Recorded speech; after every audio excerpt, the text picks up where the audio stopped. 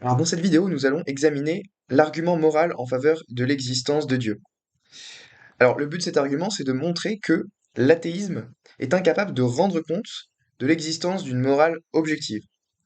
Alors déjà, on va définir un peu ce qu'on entend par les termes. Donc quelque chose est objectif si c'est vrai indépendamment de l'opinion d'autrui. Donc par exemple, dire la Terre est ronde, c'est quelque chose qui est objectif. C'est-à-dire que si quelqu'un était amené à penser le contraire, était amené à penser que la Terre était plate, eh bien il aurait objectivement tort. Par valeur morale, on entend ce qui est moralement bon de faire, et par obligation morale, on entend ce qui est moralement obligatoire de faire. On parle aussi du devoir moral. Par exemple, dire que vous avez le devoir moral de ne pas tuer, de ne pas violer. Ça, c'est des obligations morales. Voilà. Euh, et alors, du coup, la première étape de notre argument, ça va être de reconnaître qu'il existe des valeurs et des obligations morales objectives. Et dans un second temps, de montrer que l'athéisme est incapable de rendre compte de l'existence de ces valeurs et de ces obligations morales objectives. Alors, première étape, il existe des obligations morales et des valeurs morales objectives. Alors, bah, moi, ça me semble évident, hein, je pense qu'on peut affirmer, il est vrai que torturer des bébés, violer ou encore commettre des actes de pédophilie, bah, c'est des actes qui sont objectivement des crimes atroces, d'accord?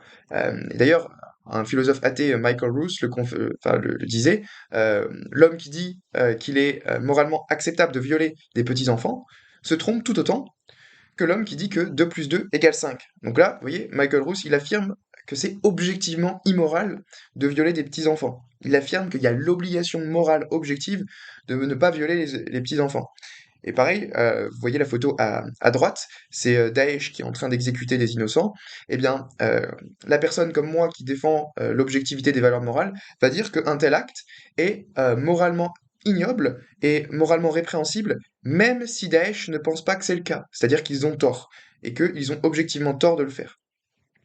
Et ces actes-là, ils sont pas juste des comportements que notre société trouve inacceptables, mais c'est plutôt de vraies abominations morales. Si quelqu'un était amené à croire autre chose, il aurait tout simplement tort, voilà.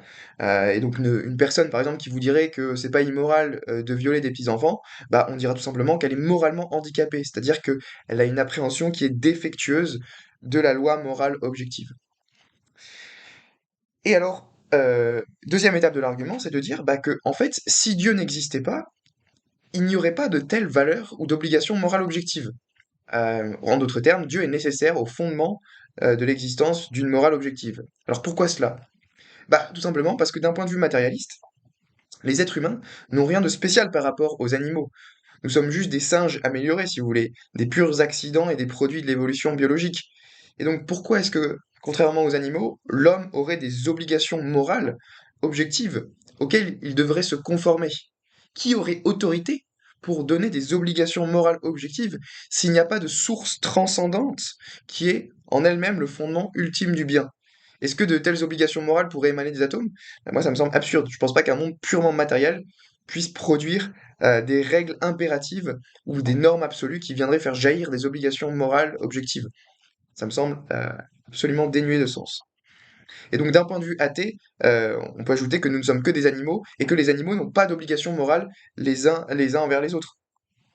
Et donc l'athéisme est incapable de fonder les droits de l'homme, parce qu'il est incapable de fonder la notion de dignité humaine. D'où viennent ces fameux droits immanents? Si la réalité se résume juste à un assemblage d'atomes et de réactions chimiques, alors pourquoi est-ce qu'on devrait penser qu'il existerait soudainement des obligations morales objectives transcendantes, ce qu'on appelle les droits de l'homme, respecter la dignité d'autrui? D'où vient cette fameuse dignité humaine? Et du coup, ça, c'est aussi quelque chose qui est confirmé par les philosophes athées. C'est-à-dire que beaucoup de philosophes athées reconnaissent que leur athéisme est incapable de fonder une loi morale objective.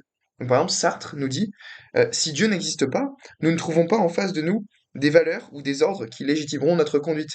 Je suis bien fâché qu'il en soit ainsi, mais si j'ai supprimé Dieu le Père, il faut bien quelqu'un pour inventer les valeurs. Et la valeur n'est pas autre chose que ce que vous choisissez. Donc on voit bien que Sartre affirme qu'il n'y a pas d'obligation morale objective. Et Camus nous dit si nous ne pouvons affirmer aucune valeur, tout est possible et rien n'a d'importance. Point de pour ni de contre, l'assassin n'a ni tort ni raison. On peut tissonner les crématoires comme on peut dévouer à soigner les lépreux. Malice et vertu sont hasard ou caprice. Faute de valeurs supérieures qui orientent l'action, on se dirigera toujours dans le sens de l'efficacité immédiate. Rien n'étant ni vrai ni faux, ni bon ou mauvais, la règle sera de se montrer le plus efficace, c'est-à-dire le plus fort. Le monde ne sera pas plus partagé entre juste et injuste, mais entre maître et esclave. Et enfin, Richard Taylor, qui est aussi un philosophe athée contemporain, nous disait, dire que quelque chose est mauvais parce que c'est interdit par Dieu, c'est quelque chose qui est parfaitement compréhensible pour quelqu'un qui croit en Dieu, en tant que source transcendante du bien. Mais déclarer que quelque chose est moralement mauvais alors qu'il n'existe aucun Dieu pour légiférer ou interdire, ce n'est pas compréhensible. La notion d'obligation morale est inintelligible en dehors de l'idée de Dieu. Les mots demeurent, mais le sens a disparu. Et Jean-Paul Sartre, qui est évidemment un philosophe français très connu du XXe siècle, nous dit: l'existentialiste, lui, pense qu'il est très gênant que Dieu n'existe pas, car disparaît alors toute possibilité de trouver des valeurs dans un ciel intelligible. Il ne peut pas y avoir de bien a priori, puisqu'il n'y a pas de conscience infinie et parfaite pour le penser. Il n'est écrit nulle part que le bien existe, qu'il faut être honnête, qu'il ne faut pas mentir, puisque précisément, nous sommes sur un plan où il y a seulement des hommes. En effet, tout est permis si Dieu n'existe pas, et par conséquent, l'homme est délaissé parce qu'il ne trouve ni en lui, ni hors de lui, la possibilité de s'accrocher. Donc, en conclusion, même les philosophes athées reconnaissent que leur athéisme est incapable de fonder des obligations morales objectives. Mais du coup, si vous pensez que au moins certaines choses sont objectivement immorales, alors vous devez croire que il existe une source transcendante et ultime du bien que l'on appelle Dieu.